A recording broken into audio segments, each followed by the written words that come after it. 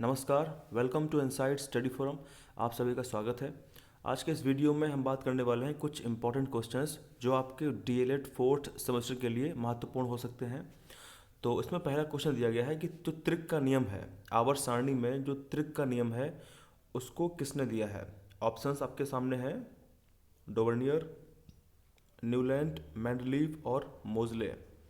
अब देखिए, जब आवर्त सारणी बन रही थी यानी स्टार्टिंग में आवर्त सारणी की जब शुरुआत हो रही थी, तब जो तत्व थे, एलिमेंट्स थे, वो संपूर्णतः ज्ञात नहीं थे। अभी अगर हम बात करें, जो एलिमेंट्स हमारे पास हैं वो 118 एलिमेंट हमारे पास में हैं, लेकिन तब इतने एलिमेंट्स नहीं थे और तब ना ही हमको एलिमेंट्स के बारे में अधिक जानकारी थी। तो उस समय के जो साइंटिस्ट हुआ करते थे, उन्होंने एलिमेंट्स को अरेंज करने के लिए, उनकी प्रॉपर्टीज़ को पता करने के लिए कुछ बेसिक सी बातें दी। तो उसमें सबसे पहले हम बात करते हैं कि डोवर्नियर का जो ट्रायड का नियम था कि वो क्या था। अगर मान लीजिए आपके जो अतिलघुत्री है उसमें क्वेश्चन आ गया कि डोवर्नियर का जो ट्रायड का रूल है, त्रिक का नियम क्या है, तो जरा इसको समझते हैं। अब देखिए, 1829 में जर्मन साइंटिस्ट थे डोवर्नियर। इन्होंने तीन ऐसे तत्वों के कुछ समूहों को प्रस्तुत किया जिनके गुण परस्पर समान थे। इसका मतलब इन्होंने तीन ऐसे एलिमेंट लिए जिनके जो गुण हैं, जिनके जो प्रॉपर्टीज़ हैं, वो लगभग क्या हैं, समान हैं। इस नियम के अनुसार यदि समान गुण वाले तीन तत्वों को उनके परमाणु भार के बढ़ते क्रम में रखा जाएगा, तो बीच वाले तत्व का जो परमाणु भार होगा वो अन्य दोनों तत्वों के परमाणु भार का लगभग मीन होगा, यानी मध्य होगा। इसका मतलब अगर एग्जाम्पल लेके समझे हम, तो इसका मतलब ये है, जैसे मान लीजिए डोवर्नियर के अकॉर्डिंग लिथियम का परमाणु भार 7 है, ठीक है। पोटेशियम का परमाणु भार 39 है, ठीक है। अब ये क्योंकि इनकी प्रॉपर्टी जो है लगभग सेम है, तो अगर हमको सोडियम का पता करना होगा जिसकी प्रॉपर्टी लगभग सेम है, तो हम क्या करेंगे, हम इन दोनों का मीन निकाल लेंगे। इसका मतलब 7 और 39 को हम जोड़ेंगे और फिर उसको हम 2 से भाग देंगे, फिर कितना आएगा, 23। जो 23 आएगा यही क्या होगा, यही होगा सोडियम का परमाणु भार। तो इस तरीके से हम इसको निकाल देंगे। लेकिन ये जो फार्मूला था, ये जो मेथड था, ये सभी एलिमेंट्स के लिए, सारे तत्वों के लिए वैलिड नहीं था और इसीलिए आगे चल कर के ये फेल हो गया। अब बात करते हैं क्वेश्चन नंबर 2। इसमें लिखा हुआ है कि जो अष्टक का नियम है किसके द्वारा दिया गया, यानी जो अष्टक का नियम है आवर्त सारणी में वो किसके द्वारा दिया गया, मोजले, न्यूलैंड, डोवर्नियर या फिर मेंडलीव। तो इसका जो सही आंसर है वो है न्यूलैंड। न्यूलैंड ने अष्टक का नियम दिया। अब इसके बारे में अगर आपसे क्वेश्चन पूछा जाए कि अष्टक का नियम क्या है, तो आप लोग इसको ज़रूर करके आना। अब देखिए, न्यूलैंड का जो अष्टक का नियम है उसमें अगर बात करें, तत्वों के परमाणु भारों में रखने पर प्रत्येक तत्व के गुणों की जो पुनरावृत्ति होती है वो 8वें तत्व में होती है। इसका मतलब क्या है कि 1, 2, 3 यानी 7 तक जो एलिमेंट्स होते हैं, ठीक है, 7 तक अगर हम एलिमेंट्स को रखते हैं तो उनकी प्रॉपर्टी अलग होती है। लेकिन जैसे ही 8वां एलिमेंट आता है, तो जो पहला वाला जो एलिमेंट था और जो 8वां है, उनकी प्रॉपर्टी लगभग सेम आती है। जैसे एग्जांपल में यहाँ पे हम समझते हैं, हीलियम, लिथियम, हीलियम का 1 है, ठीक है, और लिथियम सेकंड पे है, बेरिलियम थर्ड पे है, बोरॉन फोर्थ पे है, कार्बन 5 पे है। इस तरीके से हम 7 पे आएंगे, 7 पे ऑक्सीजन है, और जैसे पहुंचेंगे 8वें पे, वैसे क्या होगा, जो 8वें की जो फ्लोरीन है और जो हाइड्रोजन है, इसकी प्रॉपर्टी सेम हो जाएगी। लेकिन ये भी रूल जो है केवल 17, 18 तक ही फॉलो हुआ। उसके बाद में ये इसमें वैल्यूज़ ज़्यादा आने लगी, प्रॉपर्टी थोड़ी सी सिमिलर नहीं हुई, तो इसलिए इसको जो है फेल हो गया। इसके बाद में फिर मेंडलीव ने अपने एलिमेंट्स को परमाणु भार के बढ़ते हुए क्रम में दिखाया, और उसके बाद फिर फाइनली जो हमारे मॉडर्न आवर्त सारणी है, जो हमारी जो आधुनिक आवर्त सारणी है, उसको मोजले ने दिया। तो उसकी हम बात करेंगे आगे। अब देखिए, अगर हम क्वेश्चन नंबर 3 की बात करें कि आधुनिक आवर्त सारणी का आधार क्या है, यानी जो आधुनिक आवर्त सारणी वो किस पर बेस्ड है, कौन सा ऐसा मेन फैक्टर है जो आधुनिक आवर्त सारणी का बेस आधार है।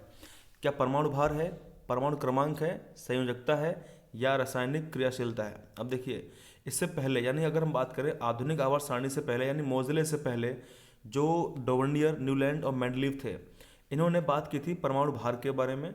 लेकिन मेंडलीव के बाद में जो मोजले साइंटिस्ट आए, हेनरी मोजले, उन्होंने परमाणु क्रमांक के बारे में बात की, और परमाणु क्रमांक जो है वही आधार है आवर्त सारणी का। तो इस तरीके से इसका आंसर होगा 2। क्वेश्चन नंबर 4, तत्वों के जो गुण होते हैं वो किस पर डिपेंड होते हैं, किस पर निर्भर करते हैं? उनके परमाणुओं में प्रोटॉन्स की संख्या पर, या फिर उनके परमाणुओं में न्यूट्रॉन की संख्या पर, या उनके परमाणुओं में द्रव्यमान की संख्या पर, या फिर उपरोक्त में से किसी पर नहीं। अब देखिए, जब भी हम बात करते हैं किसी भी एलिमेंट की जो प्रॉपर्टीज़ होती हैं, जो गुण होते हैं, वो ऑलवेज शो होते हैं कि उसके एटम में, उसके परमाणु में कितने प्रोटॉन्स की संख्या है, तो इस पर डिपेंड करते हैं। ठीक है, तो इसका आंसर होगा 1। क्वेश्चन नंबर 5, एक इलेक्ट्रॉन पर आवेश होता है। एक इलेक्ट्रॉन जो होता है उस पर चार्ज कितना होता है? जैसा हम जानते हैं कि जो इलेक्ट्रॉन होता है, मान लीजिए ये एटम है और ये नाभिक है। नाभिक के बीच में, यानी जो नाभिक होता है, न्यूक्लियस, नाभिक में होते हैं प्रोटॉन्स और न्यूट्रॉन्स। न्यूट्रॉन्स पे आवेश कोई नहीं होता है, न्यूट्रॉन उदासीन होते हैं। प्रोटॉन्स पे चार्ज होता है जो पॉजिटिव होता है, और इलेक्ट्रॉन जो होते हैं वो ऑर्बिट में घूमते हैं, ऑर्बिट में स्पिन करते हैं, तो इन पे चार्ज नेगेटिव होता है, जो जाहिर सी बात है नेगेटिव वाला इसका आंसर होगा। अब इसका जो सही आंसर है वो है 1.6 इंटू 10⁻⁻19 कूलाम। तो ये इसका सही आंसर है। उसके बाद क्वेश्चन नंबर 6 की अगर हम बात करें तो इसमें विद्युत धारा का मात्रक क्या होता है, यानी इलेक्ट्रिक करंट जो है उसका मात्रक क्या होता है? तो इलेक्ट्रिक करंट का मात्रक कूलाम, वोल्ट, एम्पियर और सेकेंड। इसका आंसर होगा एम्पियर। तो आप लोग ध्यान रखेंगे कि विद्युत धारा का मात्रक क्या होता है? एम्पियर होता है। अब क्योंकि मैं कोशिश करूंगा कि इसके बाद एक और इम्पॉर्टेंट क्वेश्चंस का वीडियो मैं लेके आऊँ, इसीलिए मैं पूरा इसको ज़्यादा डिटेल में एक्सप्लेन नहीं करूँगा, ताकि टाइम ज़्यादा ना कंज्यूम हो पाए। और आपका कल एग्ज़ाम है, तो आप लोग इसको अगर चाहें तो देखें, और हो सकता है कि क्वेश्चन आपको एग्ज़ाम में भी देखने को मिल सकते हैं। प्रैक्टिस जितनी कर लें आप लोग आज, उतना आपके लिए अच्छा होगा। उसके बाद बात करते हैं क्वेश्चन नंबर 7, वोल्ट मीटर के द्वारा मापा जाता है, यानी वोल्ट मीटर जो होता है वो किस चीज़ को मेजर करता है? तो वोल्ट मीटर की जब भी बात हम करते हैं तो वो दो बिंदुओं के बीच विभवांतर के लिए, मेजरमेंट के लिए होता है। ठीक है, आवेश के लिए नहीं होता है, और विद्युत ऊर्जा या फिर धारा के लिए नहीं होता है। उसके बाद क्वेश्चन नंबर 8 की बात करते हैं, रेजिस्टेंस यानी प्रतिरोध, इसका मात्रक क्या होता है? इसका मात्रक वोल्ट होता है, ओम होता है, एम्पियर है, कोई नहीं, तो इसका आंसर होगा ओम। ठीक है, जो रेजिस्टेंस होता है, प्रतिरोध, उसका मात्रक क्या होता है? ओम होता है। क्वेश्चन नंबर 9 की बात करते हैं, निम्नलिखित में से कौन मानव शरीर के विभिन्न अंगों का ऑक्सीजन वाहक है? इसका मतलब क्या है कि हमारे बॉडी में ऐसा कौन सा ऑर्गन है या फिर कौन सा ऐसा पार्ट है जो ऑक्सीजन को वाहक है, यानी ऑक्सीजन को ले जाता है, कैरी करता है और हमारी पूरी बॉडी में पहुंचाता है? आरबीसी, डब्ल्यूबीसी, प्लाज्मा या फिर तंत्रिकाएं। तो इसका जो सही आंसर है, आप लोगों ने अगर सारे वीडियोस देखे हैं जो अपलोड मैंने किए हैं, मैंने पूरा ब्लड जो चैप्टर है वो कंप्लीट किया है, और उसमें लगभग मैंने 7 पार्ट्स बनाए हैं। यानी अगर आपने वो 7 पार्ट्स को देख लिया तो आपने ऑलमोस्ट पूरा का पूरा 100% ख़त्म कर लिया आपने पूरा ब्लड चैप्टर। और अगर कोई क्वेश्चन आएगा ब्लड से तो आप लोग ज़रूर उनको सॉल्व कर पाएंगे, अगर आपने सारे चैप्टर्स को, सारे पार्ट्स को देखा है। ठीक है, उसमें भी मैंने ये बातें बताई हुई हैं। तो इसका आंसर क्या होगा? आरबीसी। क्यों आरबीसी होगा? क्योंकि आरबीसी में एक विशेष पिगमेंट होता है जिसको बोलते हैं हीमोग्लोबिन। क्या बोलते हैं उसको? हम हीमोग्लोबिन बोलते हैं।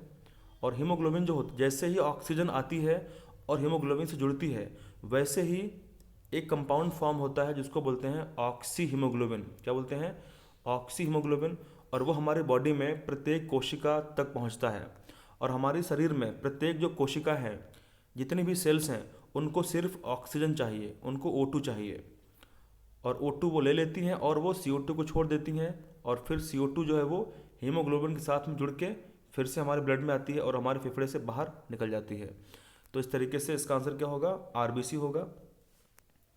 अब देखिए, आपके एग्जाम में हो सकता है कि आरबीसी और डब्ल्यूबीसी में अंतर पूछ ले, या फिर प्लाज्मा में अंतर क्या होता है, प्लेटलेट्स में डिफरेंस क्या होता है, प्लेटलेट्स का कार्य क्या होता है। तो यहाँ से भी क्वेश्चंस आपके एग्ज़ाम में कल आ सकते हैं। और तो मैं चाहूँगा कि आप लोग उन वीडियोस को ज़रूर देखें, उसकी लिंक आपको नीचे मिल जाएगी डिस्क्रिप्शन बॉक्स में, ताकि आप लोग उसको देख पाएँ। आरबीसी, डब्ल्यूबीसी, प्लाज्मा, प्लेटलेट्स में अंतर क्या होता है, ठीक है, इनके कार्य कौन कौन से होते हैं, यहाँ से क्वेश्चंस ज़रूर बनने के चांसेस हैं। कौन सा रक्त वर्ग जो होता है वो सर्वदाता होता है और कौन सा सर्वग्राही होता है। अगर आपसे क्वेश्चन पूछता है कि कौन सा रक्त वर्ग सर्वदाता है सर्वग्राही, तो आप लोग ध्यान रखेंगे ओ कैसा होता है, सर्वदाता होता है, और ए बी कैसा होता है, सर्वग्राही होता है। इसमें भी अगर क्वेश्चन आपसे पूछे कि ओ पॉजिटिव और O negative, A B positive और ए बी नेगेटिव, अगर आपसे क्वेश्चन पूछता है कि ओ पॉजिटिव ओ नेगेटिव में कौन सर्वदाता होता है, तो इसका आंसर होगा ओ नेगेटिव। ठीक है, ध्यान रखेंगे आप लोग। और ए बी पॉजिटिव और ए बी नेगेटिव में कौन सा रक्त सर्वग्राही होता है, तो वो है ए बी पॉजिटिव। ठीक है, आप लोग ध्यान रखेंगे। ऐसा इसलिए होता है क्योंकि जो ओ होता है उसके पास कोई भी प्रतिजन नहीं होते हैं, और जो ए बी होता है इसके पास कोई भी प्रतिरक्षी नहीं होती है। ठीक है, तो इस वजह से ये ऐसा कर पाते हैं। अब बात करते हैं क्वेश्चन नंबर 10 की। इसमें लिखा हुआ है कि रक्त में आरबीसी के बढ़ने से कौन सी स्थिति बन जाती है, यानी हमारे ब्लड में जब आरबीसी ज़्यादा बढ़ जाती हैं तो कौन सी स्थिति हो सकती है। Anaemia, haemophilia, polycythaemia, leukaemia. अब हम यहाँ पे अगर बात करें तो हमारे ब्लड में अगर आरबीसी की संख्या बहुत कम हो जा रही है और उसमें हीमोग्लोबिन भी कम हो रही है तो उसको हम बोलते हैं एनीमिया। ठीक है, दूसरा अगर बात करें हेमोफीलिया, ये एक ऐसा रोग है, इस रोग में चोट लगने पर रोगी का रक्त बहता रहता है और रोगी मर भी जाता है, तो रक्त बहने की एक आनुवंशिक बीमारी है हेमोफीलिया।